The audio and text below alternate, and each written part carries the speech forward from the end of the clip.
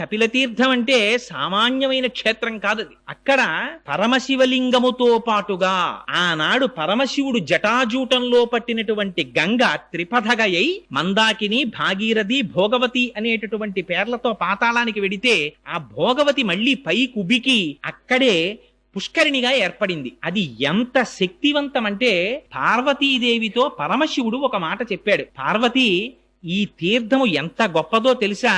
ఇది సాక్షాత్తుగా కార్తీక మాసంలో ఏ ఏ రోజులు పరమ పవిత్రమైనటువంటి మనం భావిస్తామో, శనివారాలు, సోమవారాలు, నాగుల చవితి, పౌర్ణిమ, ఏకాదశి, ద్వాదశి మొదలైనటువంటి తిథులలో మధ్యాహ్నం 12 గంటల నుంచి 12 గంటల 10 నిమిషాల వరకు ప్రతి రోజు కూడా 3 లోకములలో ఉండేటటువంటి సమస్త పరమ పావనమైనటువంటి తీర్థములన్నీ వచ్చి అక్కడ చేరుతాయిట ఆ పుష్కరిణిలోకి. ఆ తీర్థములో స్నానం చేస్తే ఎంతటి వారికి కూడా శరీరమునకు పట్టినటువంటి